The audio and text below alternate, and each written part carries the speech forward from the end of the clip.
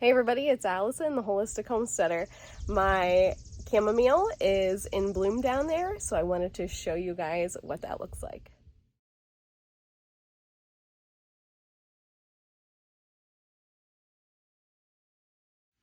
So chamomile is in the aster and daisy family. A lot of people misidentify chamomile and daisy, but they are very different.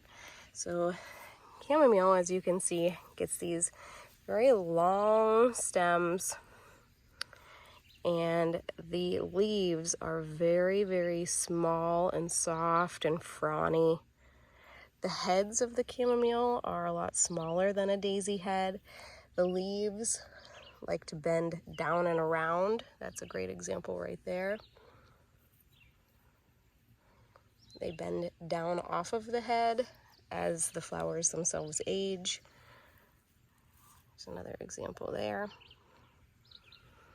Whenever you run your hand through the leaves, they do smell like apple, which is very bizarre to me, but that's exactly what it smells like.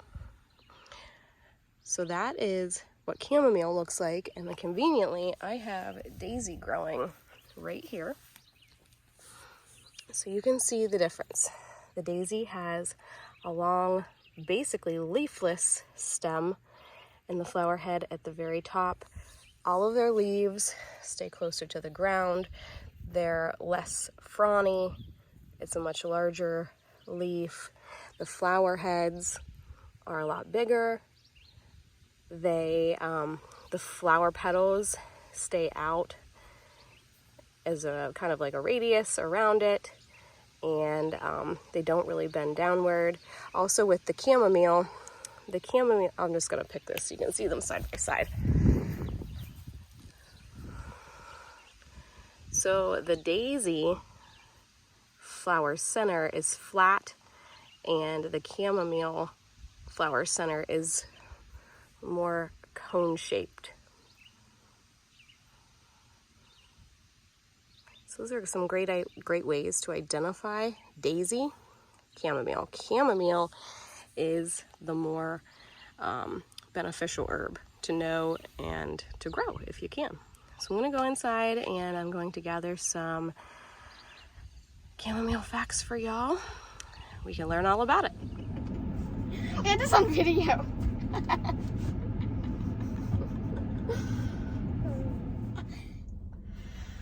All right, everybody. So we're in the car. London is at cheerleading practice, so we thought that we would utilize this time to tell you a little bit about some herbs. So you guys saw in that first clip, you saw all of the fine details of chamomile and what it looks like, how to compare and contrast it to actual like daisies that grow wild, because there is a difference between a daisy and chamomile. They look a lot alike, like I showed you, but they are very different. Chamomile makes a very it's a very useful herb to have, not only growing outside that you can harvest, but also it makes a really good herb to have on hand. I always have a mason jar full, like a quart-sized mason jar full. I have that in my apothecary at all times because chamomile is so versatile, and I'm going to tell you some of those versatile uses. So you can use both the flowers of the chamomile, and you can also use the leaves. The stems tend to be too woody, too fibrous, and then the roots are not really used very much at all. The flowers have a very fruity type of smell. The leaves, they taste like grass, but the actual flowers themselves have, some people, they say that it has like an apple-like flavor. So it has this weird fruitiness to it. It's one of my favorite essential oils to make, to use as like a fragrance, because it does have this very strange fruity smell. So something that you can do is you can use chamomile in a variety of different ways. Harper's just gonna chill out back there. Gotta do it right. That's right. But you can use chamomile as a tea. That's how it's most often used, is steeped in some hot water. But you can also use it as like an encapsulated herb, you know, like a little in pill form. And then you can also make it as a tincture with alcohol, but that's usually less common. Usually chamomile is just taken as a tea. And I know that in a lot of stores like Walmart, you can actually buy chamomile teas right on the shelf. Always make sure to look for organic and non-GMO if possible. Chamomile is typically used for lots of different types of digestive problems. It's one herb that I usually like to lean toward whenever a kid has any kind of digestive issue. And you can use it even for smaller kids, especially infants and babies that have colic. I know that chamomile is often an herb that is added to a colic type of relief, like droplets and stuff like that, because chamomile actually is a sedative and a muscle relaxant. So as a muscle relaxant, your whole digestive system is basically muscle, and it will, when you drink that as a tea, even for like infants and toddlers, it'll help relax that digestive system. So it's good for things like abdominal pain, indigestion, and even things like IBS or Crohn's disease. A lot of time people can get some relief by using chamomile for those digestive issues.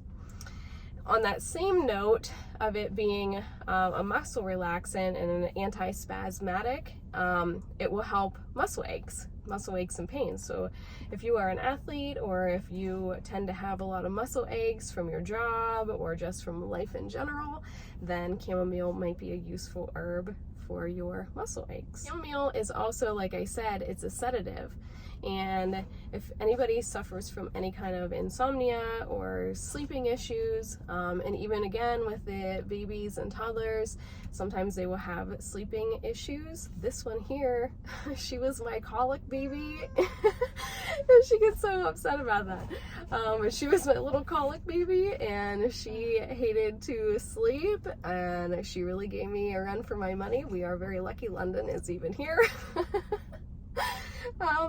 But we're glad Harper is here as well. So I would have dealt with that all over again if I ended up with another Harper.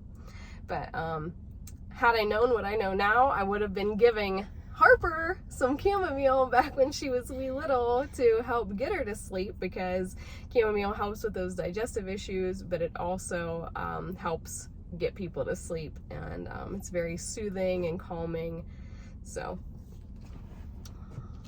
all right, so on that same note of being soothing and calming, chamomile is really well suited for things with the eyes. I know my husband Brian is known to getting styes, especially like on his eyelid right up against the eyelash line, and he finds a lot of relief with, I'll make him an herb tea using a whole bunch of different types of herbs like chamomile and calendula, and a bunch of other stuff in there too, like arnica is another good one, and yarrow even, or white willow bark, blah blah blah. I can go on and on, but I make him this blend of herbs, and I make it as a tea, and we use that as a hot compress on his eyelid to help get that stye kind of broken up and moving down through his tear ducts and getting that cleared up. And he finds a lot of relief in using those kinds of compresses. So anytime somebody has any eye issues or conjunctivitis, or pink eye even, you can turn to chamomile as like an eye wash, compress, those kinds of things. So something that I recently learned is that steaming chamomile is actually really great for any kind of respiratory issue. And I guess, thinking about it, it makes a lot of sense because, are you dying? Yeah. So we're dying in the car. We have the AC, I keep shutting the AC off because we can't hear over top of it. So if you see us getting real sweaty, that's why, because we're slowly melting in the car.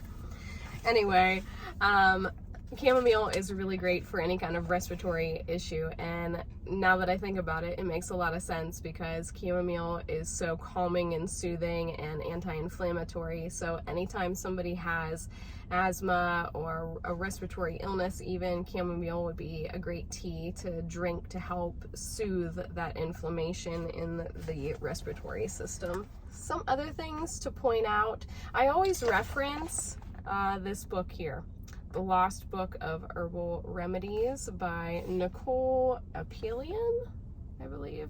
I ordered this book online. I absolutely love it. I've taken, at this point, I think I've taken over 800 hours of herbal studies with the Herbal Academy.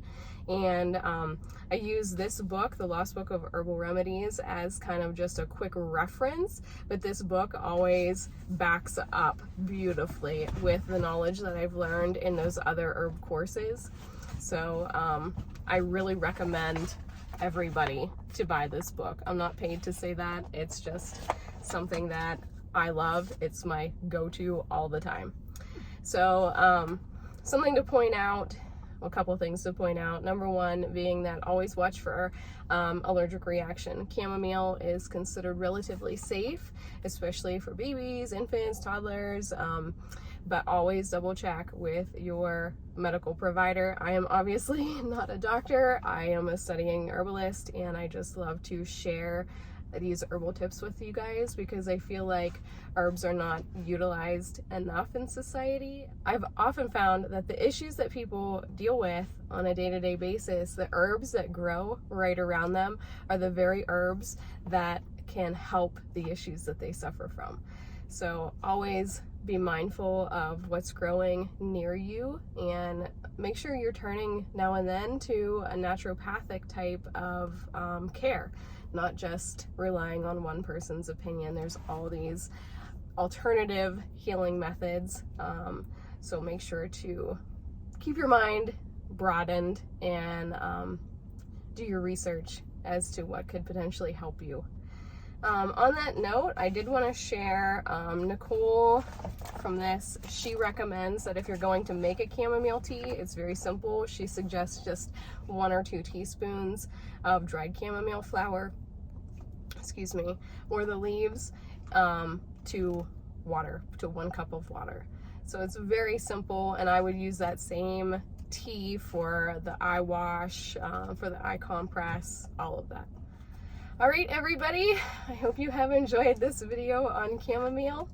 Harper and I are going to lay in front of the air conditioning now. All right, everybody, bye.